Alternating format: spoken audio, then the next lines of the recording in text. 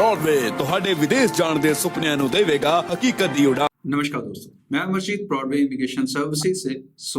इस शो के जरिए, इस चैनल के जरिए हमारी कोशिश रहती है आपको इम्पोर्टेंट और लेटेस्ट इन्फॉर्मेशन के साथ जोड़ के रखना। आज का जो मकसद है हमारा वो है कॉस्टिंग को लेके। कनाडा जाने के लिए एक स्टूडेंट के लिए कितनी कॉस्ट आती है, ये बहुत सारे बच्चे अभी भी कंफ्यूज रहते हैं, खास करके वो जिन्होंने अभी ये प्रोसेस शुरू नहीं किया होता और वो अपनी प्लानिंग कर रहे होते हैं एंड दे आर कंफ्यूज्ड कि हमें कितना खर्चा करना चाहिए, क्या हमारी कॉस्ट आएगी, क्या हमारा बजट रहेगा। पेरेंट्स के लिए, बच्चों के लिए ये बहुत यूजफुल शो रहने वाला है।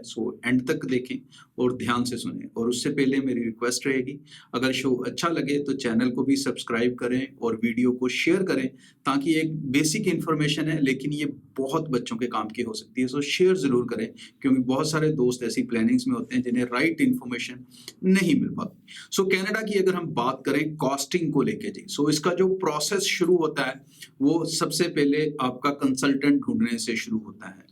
First thing is your consultant, उसकी कॉस्ट। वो अलग अलग आपको ऑप्शंस मार्केट में अवेलेबल रहती हैं, फ्री में भी अवेलेबल रहता है और लाखों में भी अवेलेबल रहता है।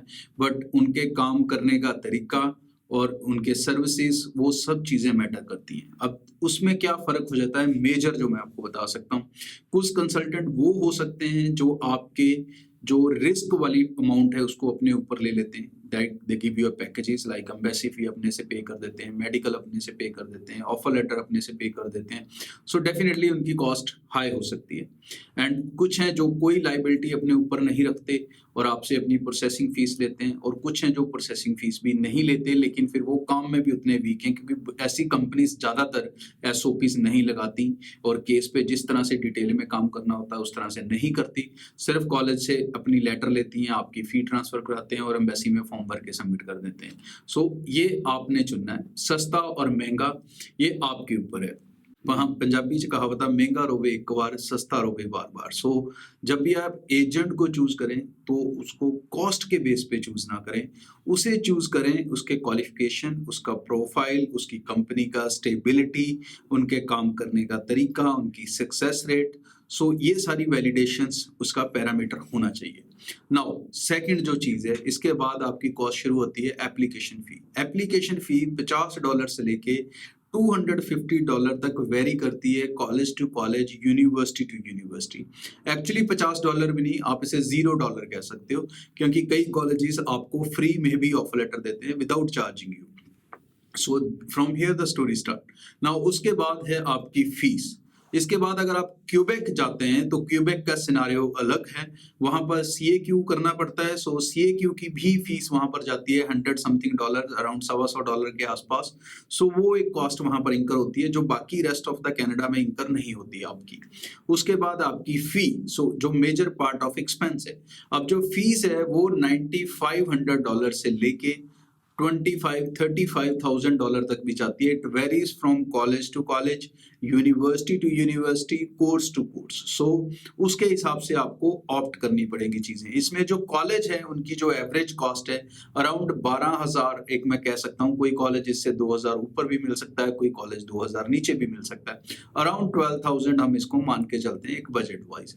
यूनिवर्सिटी का अगर आप रास्ता लेते हैं तो उस रास्ते पे ये जो कॉस्ट है ये 18,000 से शुरू हो जाती है। बहुत सारी यूनिवर्सिटीज हैं जो 18,000, इवन 12,000 में भी यूनिवर्सिटी मिल जाती है आपको बैचलर डिग्री प्रोग्राम के लिए। कोर्स जरूर लंबा रहता है बट डेफिनेटली उसका आउटपुट भी बड़ा रहता है, बिकॉज उसमें इंटर्नशिप्स भी होती हैं, उसमें आप एक ग्रेजुएट बनते हो।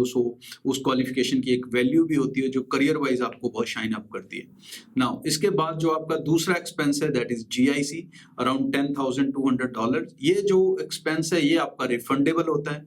ये पैसे आपको वहां पर जाके फर्स्ट टाइम में $2,000 और बाकी के 8,000 आपको 12 किश्तों में डिवाइड करके डिलीवर किए जाते हैं। It is like your living expense.